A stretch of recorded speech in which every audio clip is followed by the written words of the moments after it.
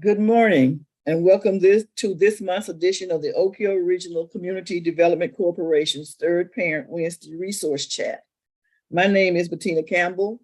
I am the Social Service Coordinator and I'm also the Medicaid CHIP Assister for the Oak Hill Regional Community Development Center, which is a parent corporation for Healthy Kids Mississippi. I will be your moderator for today. And first, let me apologize for not being able to have my camera on. We all have technological difficulties, and today, for some reason, my camera won't work, but we still have a wonderful lineup for you, and you'll be able to not only see, but hear these beautiful ladies that are with us. I want to recognize our board chair, Jennifer Garrett, and Dr. Michael O'Miner, and we also want to let you know that this morning, Sister Lottie Miner, who serves as the project director of Oak Hill Community Regional Development Corporation, and Mr. Thomas Robertson, our technology metrics director, are assisting us today with technology. In addition to this Zoomcast, we are restreaming today's webinar on our Oak Hill Regional Community Development Corporation and Healthy Kids Mississippi Facebook pages. Feel free to share your social media pages. Today, as I said, we have several beautiful, wonderful ladies who will provide you with some very important information for our youth and the parents who are preparing to return to school, as well as those youth who are going off to school for the first time. We will start with representatives from the Oak Hill Regional Community Development Center Healthy Kids Mississippi program. Our first presenter will be Ms. Abigail Means, who will provide helpful back-to-school tips for Head Start students and their parents. And she will be followed by Ms. Tish Dean, who will provide updates on our Healthy Start COVID protocols. So get your paper and pencils and your questions ready. Before we start, let me tell you a little bit about these awesome women. Abigail Dandruff Means is a family health service manager for the Institute of Community Service, where she's employed for over 33 years. Now, you know, she's got to be devoted. In this role, she assists with providing training to family health service staff and with recruiting medical and dental providers to provide services to Head Start children. She also reviews and interprets screenings and examination results and makes the appropriate referrals based on the doctor's recommendations. In addition, she gives instructions or sets up trainings on immunization, and she assists in updating health procedural manuals. Abigail's passion, she says, is working with many children and families that are served by Health Start. She's a 1980 graduate of Coldwater High School. After graduating from high school, she attended Northwest Junior College. In August of 1982, she began working as Senatobia Community Health and Licensed Practical Nurse, where she worked there until August of 1998.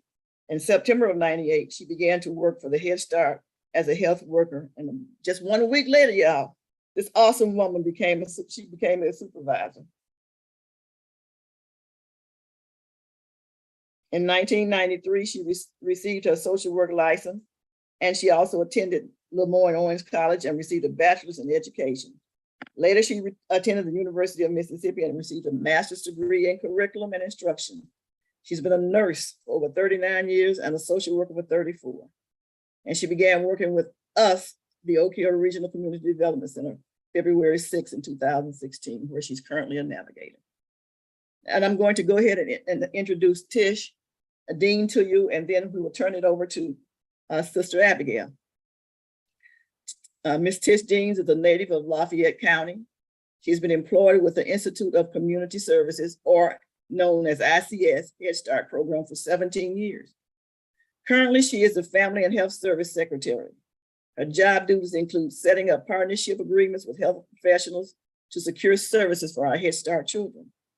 Tish assists family service staff and Head Start enrollee families with securing practitioners and facilities when more in-depth medical or dental treatment is needed, such as searches for dental surgeries. Once treatment is complete, she works with the finance department to ensure that medical bills are covered for all uninsured children. She also assists in planning meetings with the agency's Head Start Service Advisory Council, and she trains and works with Head Start Center management on enrollee accident policies, procedures, and documentation. Tish has been employed with the Oak Hill Regional Community Development Corporations since February of 2021 as an assister with the Healthy Kids Mississippi. She works with families who are seeking insurance coverage for the children through Medicaid CHIP. In 2021, Tish became a navigator, and she works to help make sure that other people have insurance. She has an associate's degree in health information, business management, and business management with human service emphasis. Again, welcome and thanks. Let's get started.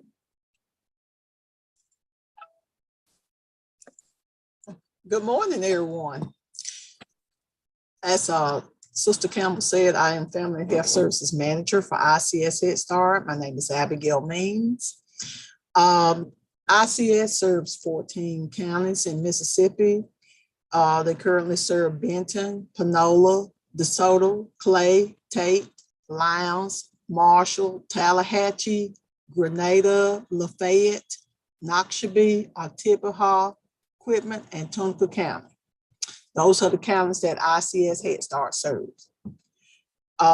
First of all, we will have registration, which is August the 1st, 2nd, and 3rd at our local centers and in those counties. And it will be from 9 o'clock to 3 o'clock each day. So when the parents get ready to come out and register, that's what they'll need to do. Also, Head Start provides 45-day screening, which includes vision. That's the one that health services provide. And that's the day, and 45 days mean the actual day that the child sat in a seat. And once they sit in the seat, the first day, then after that the clock starts counting. So that's what the 45-day vision screen. So we do check the children's vision. And then also we have another mandate, which is the 90-day medical exam and dental exam. And the clock starts ticking. Like I said, it's the first day that the child actually sit in a seat at the Head Start Center. We also require that children are up to date on immunizations. And we have the parents to bring in a report 121 from the Mississippi State Department of Health, or else they can bring it in from their local medical pediatric doctor. Okay, if a child does not have a medical home, which that's where some children receive their medical exams, or if they don't have a dental exam, the family services staff will have a providers list, which is an ongoing source of continuous care that we ask parents to choose and continue in order for their child to have a healthy life. Head Start also provide all supplies. Now, parents are asked to bring maybe a towel or something for their child to cover up for nap time, but Head Start provide all supplies. So there's no list of supplies to purchase. Head Start does not, we can accept up to 10% of above income children. And or else as an agency overall, we can accept up to 10% above income. Head Start also has to have 10% of children with disabilities. So, we do accept children with disabilities. Sometimes parents won't put it on their information, but we do accept children that have disabilities. Head Start also follows federal income guidelines to determine if a child is eligible or above income. So that's what we follow in order to determine whether a child is eligible or not. It tells the family size and it gives the income amount. Also, I was going to inform you about the tax-free days. Mississippi tax-free days will be July 29th through the 30th. Tennessee will be July 29th through the 31st. And Arkansas tax-free days is August the 6th through the 7th. So just wanted to share that with you just in case, you want to go and buy your children some back to school clothes or whatever the case. Okay, if a child has been accepted, the parent will receive an acceptance letter asking them to bring in the medical exam and dental exam during registration. So, like I said, registration will be August the 1st, 2nd, and 3rd at the local Head Start centers in those counties that I listed, which are Benton County, Clay County, DeSoto County, Grenada County, Lafayette, Lyons, Marshall, Noxubee, Oktibbeha Hall, Panola, Whitman, Tallahatchie, Tate, and Tonka. So do I have any questions at this time?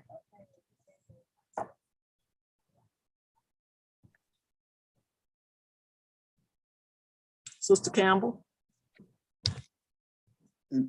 Thank you so much. We will give you an opportunity for anybody to ask questions a little later also. Ms. Dean, you're next.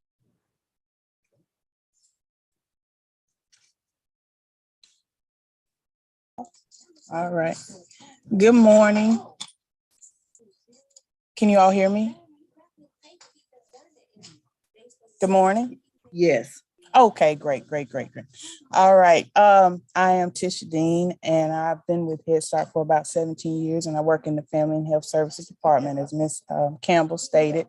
And I'm going to just give you a few bits of information as far as the Head Start children and what to plan for once school starts, and for the parents and what to expect going back with COVID still being active, and just a general overview of, what ICS has put in place. And ICS makes their policies as far as COVID or any other communicable diseases or illnesses or anything. They make their policies from guidance from the Centers for Disease Control, the Mississippi Child Care Guidelines, and whatever the Office of Head Start has put in place also. So it's an accumulation of several different sites and organizations that they use to come up with the policies. So as far as the children, because we do have early Head Start and we accept kids, in early Head Start as young as 6 weeks,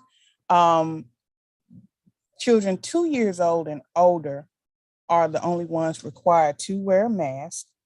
And children are expected to have masks on when they're getting ready to board the bus to come to school, or if they're car riders once they enter the building. If the child doesn't have a mask, ICS does have masks on the bus and in the Head Start Center to give to the children, or if their mask gets dirty during the day, we can replace it, with the disposable children-sized mask that ICS purchases. They're not wearing masks. The only time during the school day they're not wearing masks is during nap time and during meal time. ICS provides masks and hand sanitizers for the Head Start staff also. So we're doing everything that we can to protect the staff and the children and keep the area as safe as possible. ICS also, during the 2021-2022 school year, provided free COVID tests. They gave out free COVID tests, and they sent home to the families, and also provided some to the staff. And as part of the active supervision that we have in our Head Start centers for the children, the teachers are constantly monitoring throughout the day any changes in the children, if they appear to be ill or anything like that. Temperature checks are done 3 times for the children who ride the bus.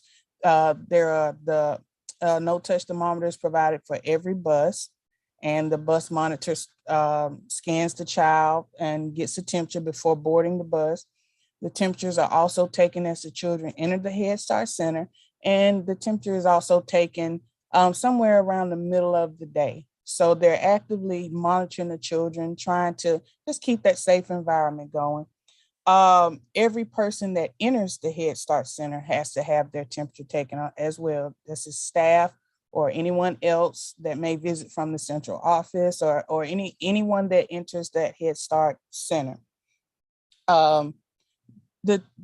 The children and the staff, they practice social distancing as much as possible. We are dealing with 2, 3, 4, and some 5-year-old children. So, we try to do the best we can to keep, the distance, to try to continue with that safe environment.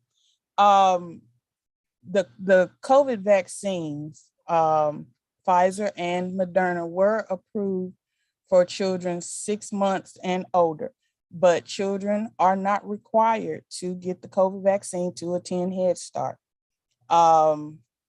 We can only encourage it or give information out, but we cannot require children to have that vaccine, unlike the other vaccines that are required to enter a child care facility in the state of Mississippi. The Head Start staff, Head Start strongly recommends that the Head Start staff, all Head Start staff, get fully vaccinated.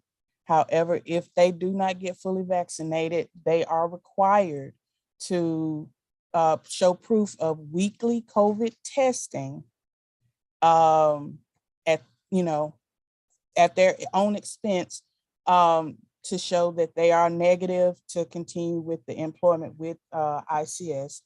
ICS also has air purifiers in all of the classrooms and offices throughout the buildings, including the central office. So,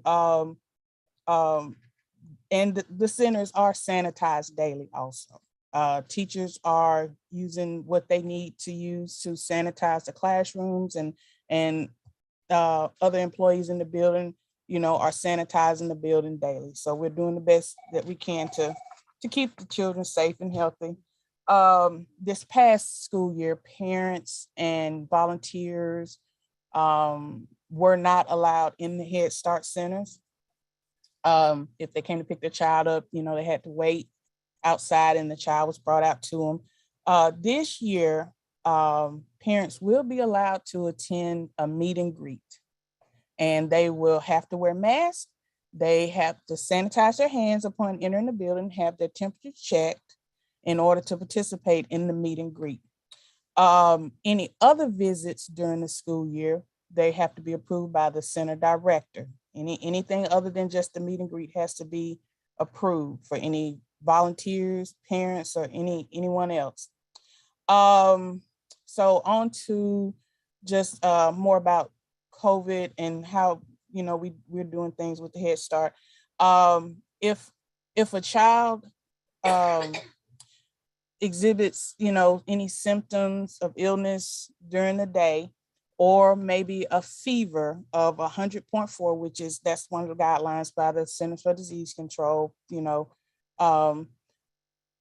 parents are called and they're asked to come and get their child and, take them to the doctor, seek some kind of medical attention to see what's going on with the child. And once they're cleared, they can come back to the Head Start Center. The COVID signs and symptoms per CDC website, and a lot of us are pretty familiar, but I'll just run through the main ones really quick. Fever or chills, and like I said, fever of 100.4 or higher, cough, shortness of breath, difficulty breathing, fatigue, muscle body aches, headaches, loss of taste or smell, sore throat, congestion or runny nose, nausea or vomiting, or diarrhea. And there are other symptoms because everyone is different. And so some people may exhibit symptoms that may not just be typical of what other people exhibit.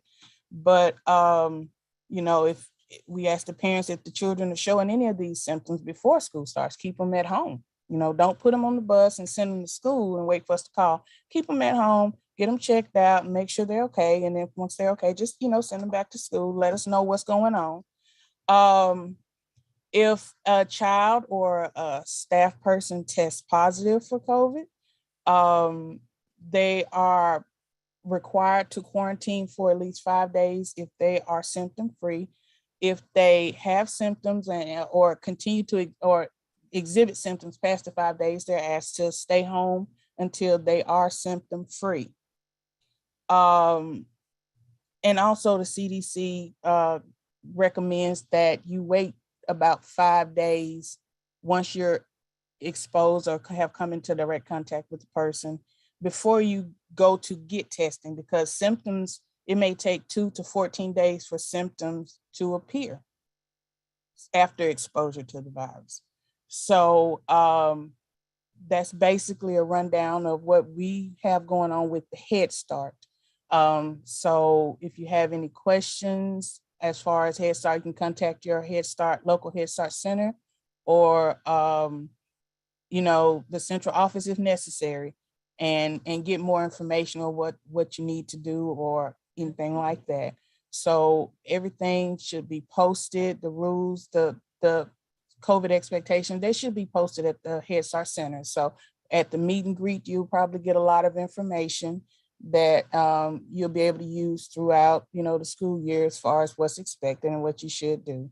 And if the parents are notified if a child or staff member tests positive, the parents are notified immediately by letter, and they, informed, and they can go from there as far as what they need to do.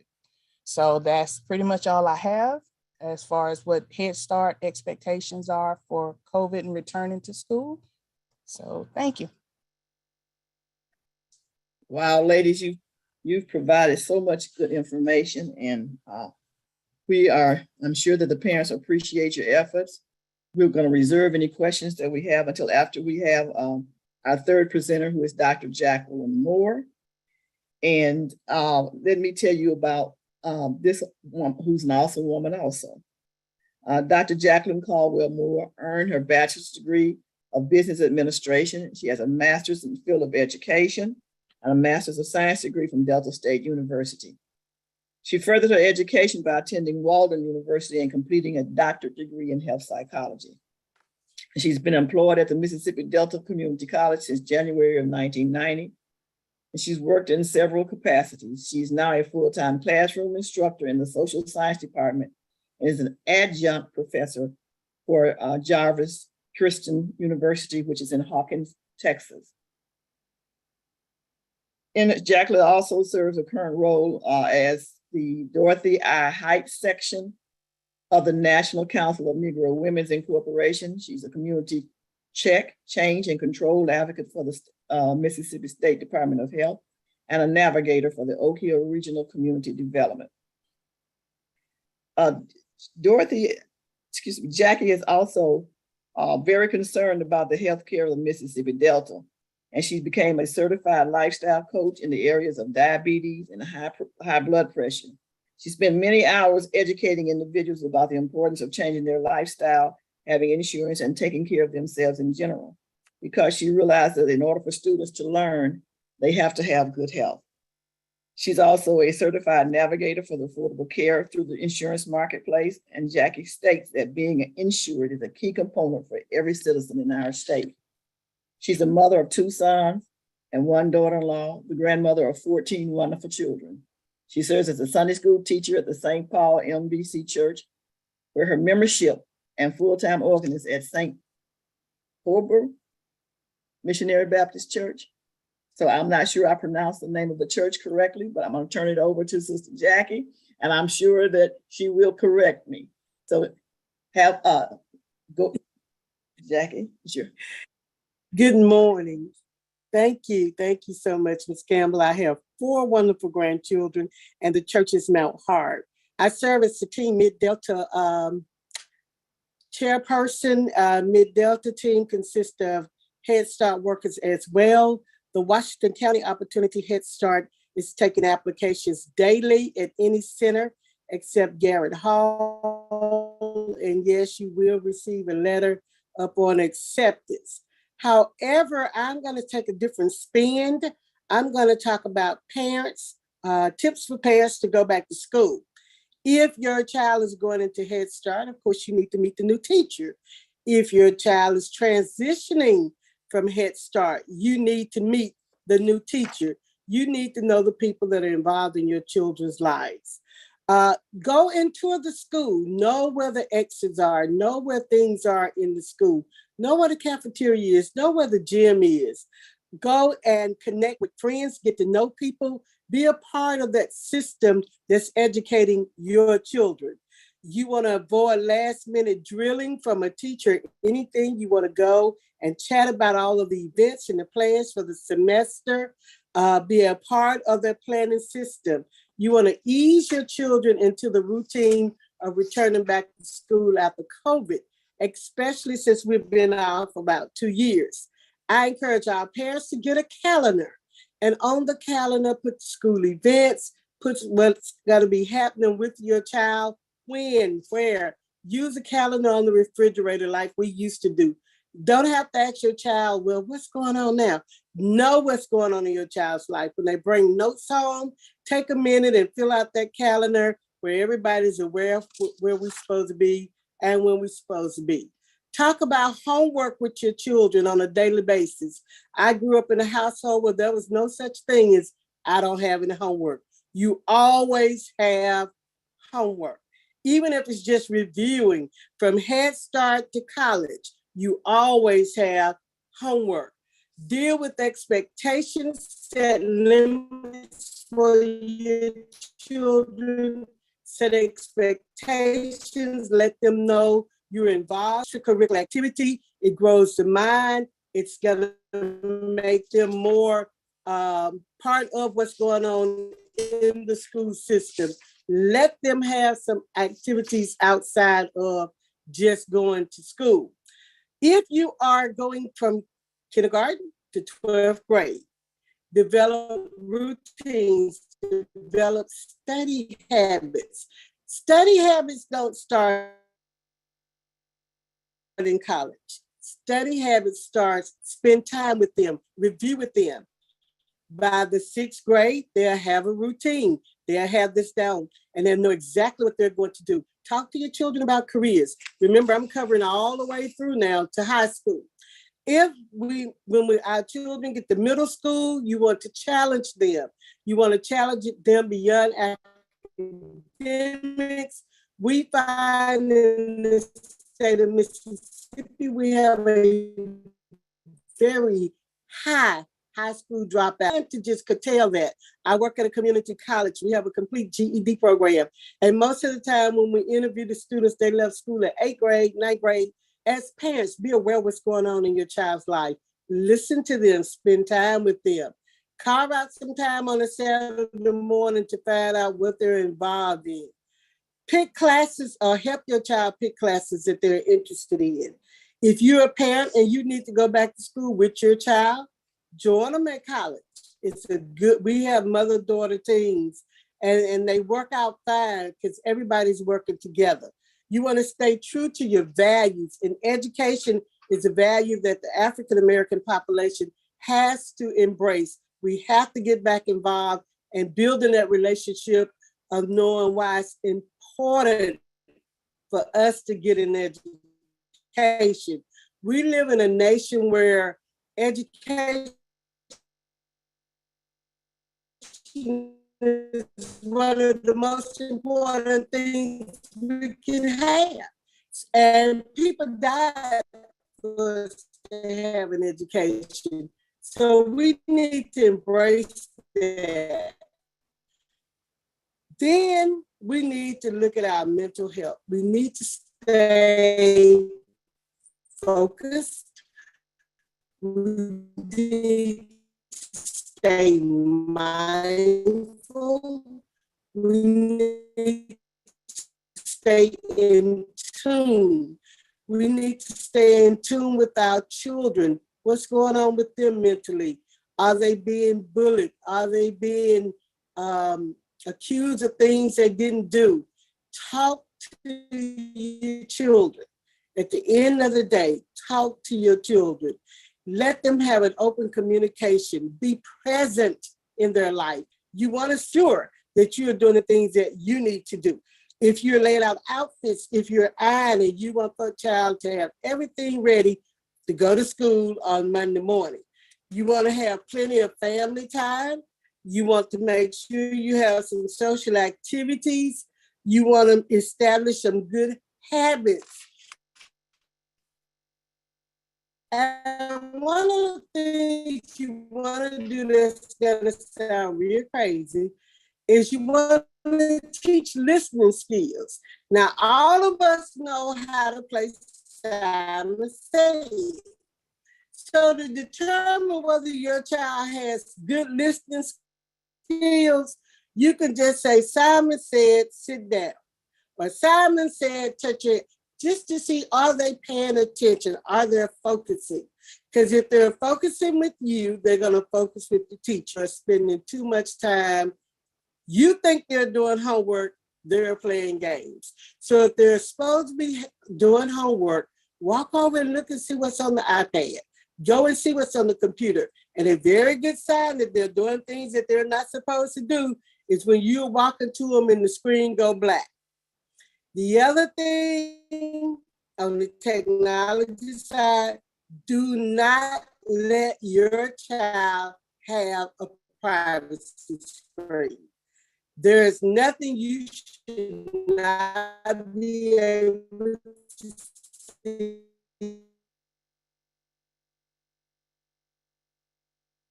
see as a parent. If they ask you for a privacy screen, the answer is no. You need to always ditch the technology, then downsize it. Have the time when they need to come off of that and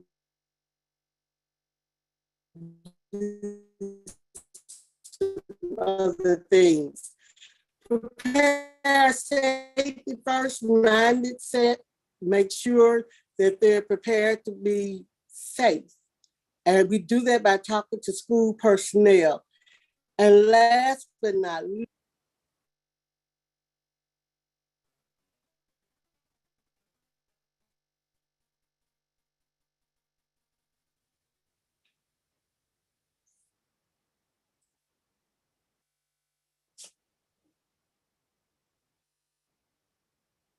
It looks like Sister Jackie may be experiencing a Ms. bit of. Campbell?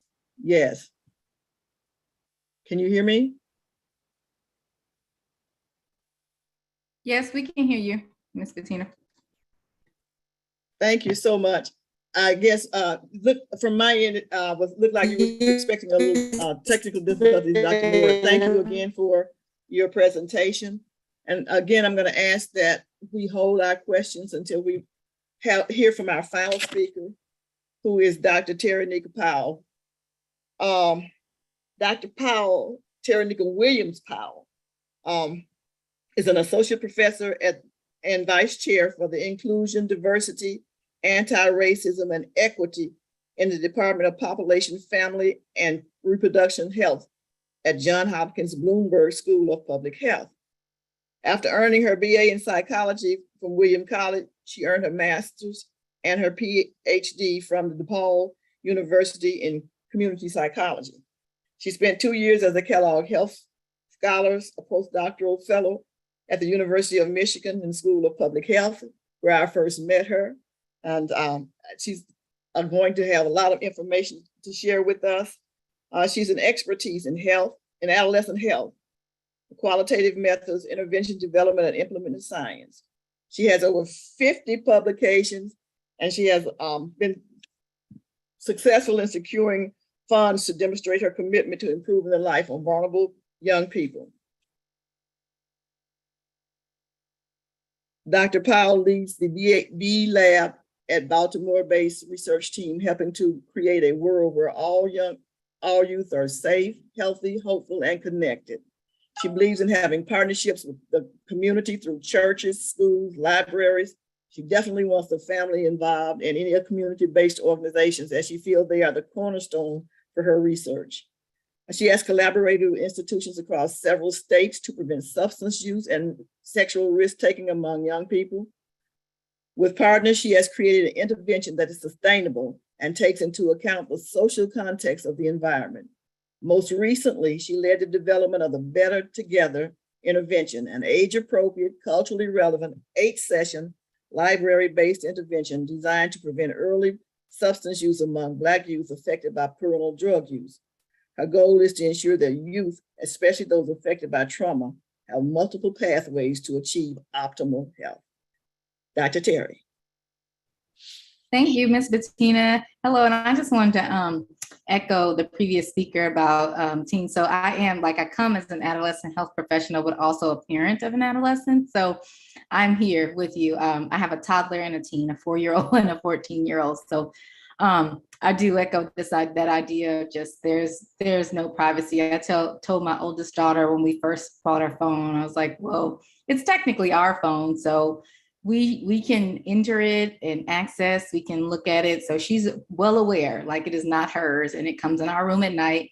I don't check it all the time, but I do check it sometimes, and I let her know. So I think that being transparent about those things are probably the best way to go, so that kids aren't like, you invaded my privacy. I'm like, until you start paying bills, you actually don't have privacy in my house. So it seems to work. We'll see how it goes. I keep you posted.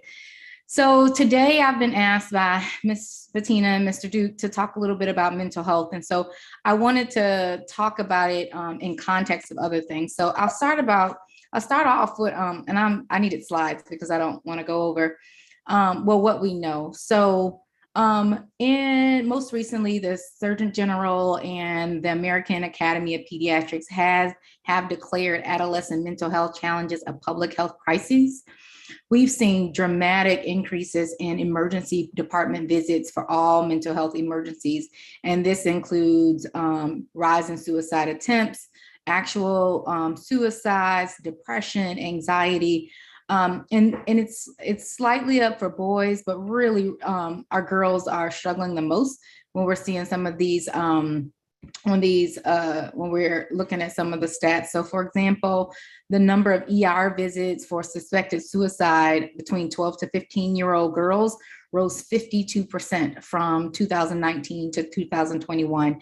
And so as Ms. Bettina said, I'm in Baltimore, and many of you may be in Mississippi. It's all over the country. So don't at all feel like you're alone in trying to figure out like what's happening with your teen's mental health. So I really wanted to put this in context, like what could be going on, right? So first we can start with schools, right? So many schools have not yet returned to normal. Here in Baltimore, we didn't even go back fully until 2021. And even then, everybody was masking and testing. I know that the rules across the country were different, but it hasn't been the same. Like many students missed a year of school, and in that they fell behind in school, and some haven't really caught up. And so and I will say there's some research to suggest that some kids really thrived during the pandemic, they appreciated being home, or not, there were things about the school environment that weren't helpful for them. But on the whole, that many kids did lose 1 or 2 years of schooling while we were out. And we've seen an increase in school shootings, right? So thinking about going to school is now a bit more, kids have to think about, what's safe, not just from the one local bully, but maybe just someone who is upset that day, or a parent, or anyone. So, and this has really led to not only some of just the increased awareness or increased kind of nervousness about being in school, but also behavioral problems. Maybe some of there was a whole spree on TikTok where they were trying, there was a challenge to destroy bathrooms. This happened in my kids' school. They were trashing the bathrooms, they're fighting over social media posts, running out of classrooms. There's just been so many, a range of behavioral problems that teachers have been dealing with, and students too, right? So just because your child may not be participating in it, but this interrupts learning. And I already said in the point before that many students fell behind. So, we have all of these things happen in the school. But there are also things happening in the family. So recent reports suggest that over 200,000 young people lost a parent or primary caregiver during COVID or related to COVID. So they're dealing with their own set of grief as well, like trying to figure out how to navigate world without a parent now. So it's not actually, it should not be surprising to any of us adults that like our kids are struggling, that many of them are struggling, trying to figure out how to navigate this new world. After COVID, maybe seeing their friends, maybe not seeing their friends, maybe having a parent, maybe not having their parent. So this is this is their current reality. And so some things in addition to this context, like there are persistent concerns, right? So we see disparities by race, SES, and health status that have been exacerbated. So we more African, like, for around financial status, like, folks who were poor, now they're very poor. For some of the outcomes that we've seen that were more negatively apparent in Black and Brown people, we see those like gaps even widening because of lack of healthcare access or concerns about just being out in the world. So all of the things that we saw before COVID, they've really been exacerbated. And this trickle down has happened, it has happened also with our young people. And because we were home, like we kind of learned to be there. We talk a lot here in Baltimore with our young people.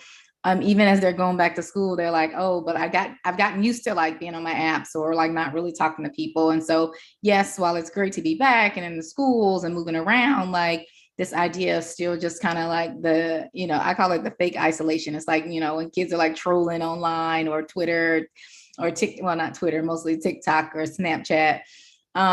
Like they're not engaging in a way that we who are older than them were learned to connect. And then the last big thing is like, it's not really clear when post-COVID will be, right? Like we are sort of kind of talking about it now, like, oh, we're vaxxed, but man, these new variants keep coming up. And, every other day we can watch the news and a new virus is coming. So like we really like a post-COVID is probably not the best term to say, but like just really trying to adjust to this new normal or whatever this new normal will be, or maybe it will never be the way our lives will never be the way they were before COVID. But I guess the reason I'm here is to really think about like to just encourage us as parents to think about everything that we're also experiencing. Our kids are too, and they are probably less capable than we are to handle it because they just spent on earth less time, right? They're during the phase of adolescence, like this is a time where they're still their prefrontal cortex, which is responsible for decision-making, forward thinking, that's still developing. So they will need more help then. And as big as they are, like right now, my daughter, she's taller than me. They may look like little adults. They're not though. So we really do need to be thinking about how we talk and interact with them and how they're talking and interacting with the folks around them. So I've talked about this before, and over time, I've just created an acronym, like what can we do, right? And I say we because like I said before, I am in this with you, right? I am a mom of a teen. Just next year, she'll be a freshman in high school. So we have had our issues and thinking about like mental health and mental wellness. So what can we do? We have to adjust. And so what does adjust stand for? Well, the A, I say, stands for act with care, right? So we should assume that everyone has been, we know that children are resilient, but it's been a long road, right? And so we have to give everybody a chance to grieve. And so we should assume that everybody, including our kids, have had a traumatic, they've been like, experienced a trauma event. And so just a definition of trauma is that individual trauma results from an event, a series of events, or a set of circumstances that is experienced by an individual as physically or emotionally harmful or life-threatening and has lasting adverse effects on the individual's functioning, whether that's mental, physical, social, or spiritual well-being. And I would argue that that is the case for COVID among all of us, right? Like we'll experience it differently, but for the most part, like our lives were upended, and it's okay for us to like sit with that and say, oh, things were not good, or things still may not be good. how do we navigate this together with our kids and giving them the space to kind of talk about it.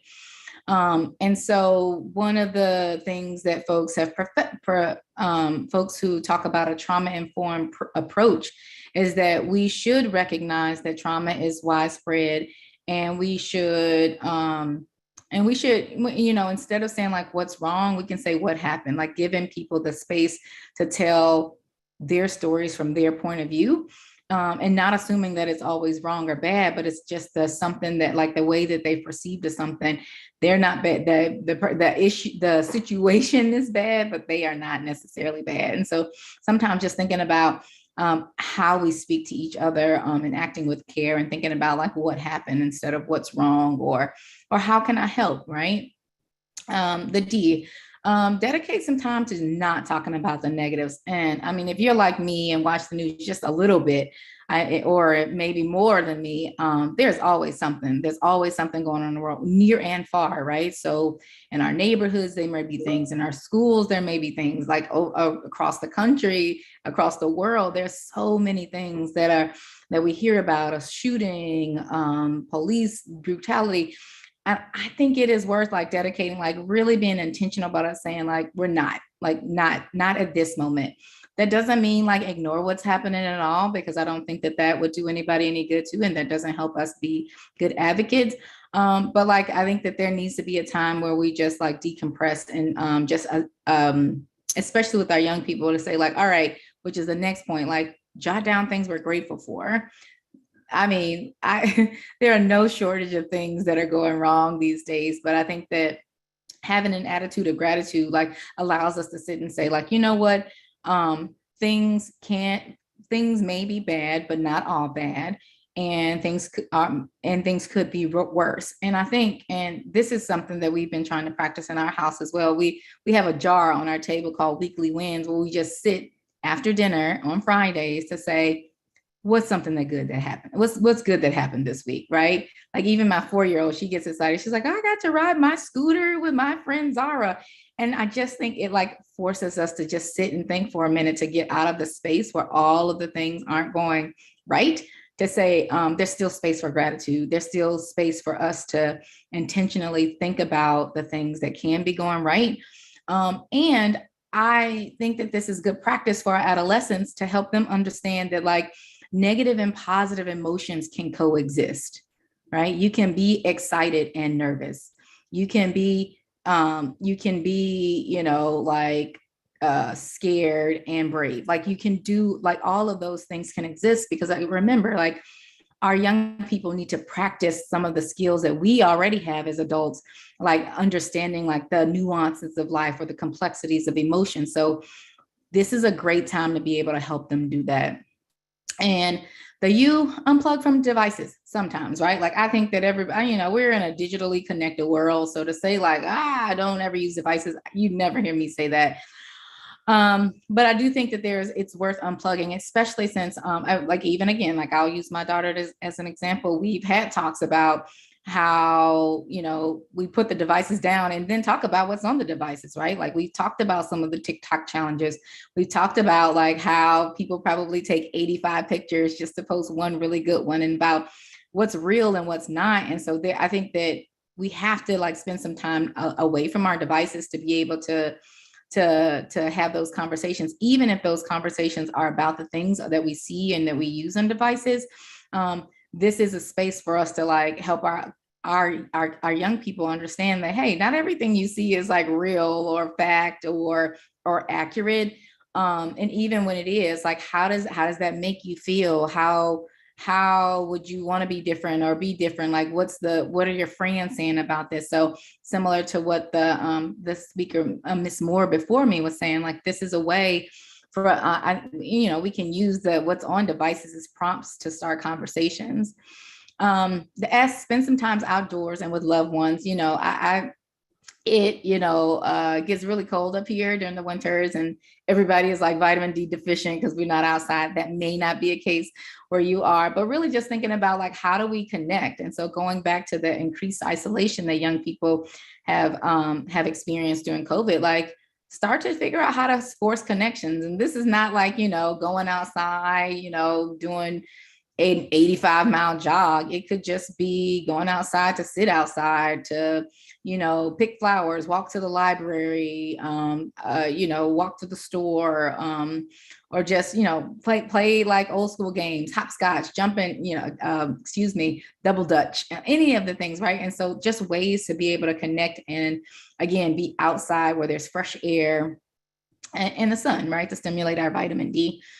And then finally, talk to a professional when needed. I think that so often mental health, seeking mental professional help from a mental health professional has been stigmatized among Black families in this country. And it just doesn't. We need to get over it, right? Like, we need people. We all need help. We're all like going through something, and it's okay to talk to people who know more than us about it.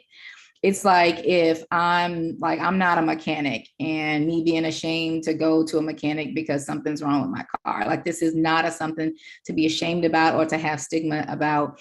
And we talk about it in our house, like, just as if someone is a diabetic and they need insulin to help them maintain their sugar or maintain their glucose levels, nobody would sneeze at that, right? So like, if you're having troubles like with your mental health, we shouldn't sneeze at that either, because it's all about total health. Mental health is a part of total health. And this applies to us as adults as well as our young people, right? And so I think, again, this is a time where we can normalize some of these behaviors, talking to a professional, getting outside, unplugging from devices, talking with each other, so that when our kids are our age or when they have kids of their own, this feels natural. It doesn't feel foreign at all. So I'll stop there. I think I'm almost at time. So I'll stop there. I always, like Miss B, I run the B Lab. We are everywhere on the web. We are always trying to push out really good information about adolescent health, research that we do, research that other folks do, really good news articles that come out that others, that you just might miss because there's just so much information. So thank you so much for this time. And I will stop. Wow. Woo. We have had a wealth of information shared with us. And it's important that we take time and give you an opportunity to ask questions that you might have. So if you have questions, please, you feel free to open your mic and ask the questions or put it in the chat. Duke is monitoring our Facebook for us. So our social media, if there are any questions, Duke, please open your mic and let's ask the questions. If there's a particular person that they want to ask a question, make sure that we direct that to them. If not, then we just direct the question and people can take turns answering it.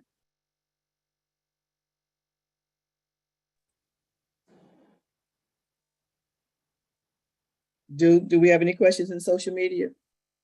No, ma'am. Okay. Are there any questions for the participants who are watching? And I realize they've done an awesome job in providing you with information. But Sister Brenda Wilson, open your mic and ask your question, please. Yes, ma'am.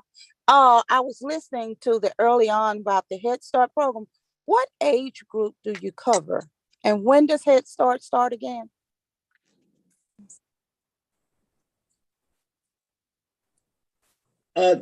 Jackie, Tish or Abigail? I'm sorry, I missed the question because I'm at work. So what's the question? I'm sorry. Your age group, and when does Head Start begin this year? Okay, for regular Head Start, the age group is 3 to 5, and our cutoff date is September 1. So if a child turns 4, for instance, on September 1, of course, they're 4 years old. But after that, our cutoff age is up to age 5. But like I said, they are classified based on September 1 cutoff day. So if I have a child that turns 5 September 2nd, they're classified as a 4-year-old for his Head Start. Okay. And then when do you all actually begin school this year? Our hours are from 8:30 to the children go home. Don't quote me on this. The children go home about 2:25, 2:30. Are you asking when does school What start? date? When Yes, does when does school start? Oh, when do school starts? It starts August the 8th is when school starts. Okay. August the And 8th of this year. And one final question. You all do all the screening. I was listening. You all do all the screening for the children, beginning with like you did a basic screening with their language skills. You do screening with their health issues, the dental, the vision, all of that. Okay. Okay. And your question is go back to what's your I guess question? I can say, what all the types of screenings that you provide? Okay, we provide speech, hearing, language, and vision. Those are the sensory screenings. They're the 45-day screenings. But our health services follow up on hearing if the child failed the hearing test the second time. And the vision is what Health and Family Services Department are responsible for. The Education Department handles the rest of it. And all this information is available on the web. Now, I'm not saying that it's on that way up, okay? There is information on the way up, and we do give our parent our handbook so parents will know what's expected of them. So, Abigail, is there a number that they can call if they have further questions? Well, yes, of course.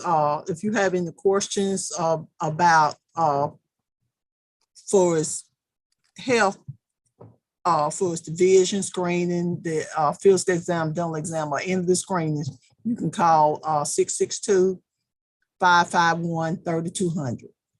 And would you also share the website with them? The website for Head Start is www.ics-hs.org. ICS.hs.org. It's .com. Okay. It's Thank you .com, so I'm much. sorry. Are there I'm any other sorry. You're right, questions? Tish. And it might be, Ms. Means, it might be easier to put it in the chat so people can easily see it. Yes. Can you put it in the Please. chat, the website Right. and the numbers? Okay. Thank you. Thank you so much. Any other questions? Okay, if there are no other questions, then we're going to sign off social media. And we ask those who are with us on Zoom, just stick around for a few minutes while we wrap up.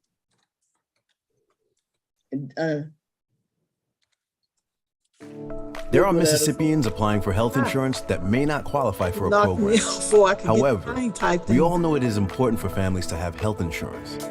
This is why Healthy Kids Mississippi has been working with our state's federally qualified community health centers, or FQCHC, to help our fellow citizens find a medical home. Our organization is focused on raising public awareness about health coverage options for children and their parents through the Medicaid and Children's Health Insurance Program, or CHIP, in the state of Mississippi. Our process is simple. Our organization's assisters seek out Mississippians.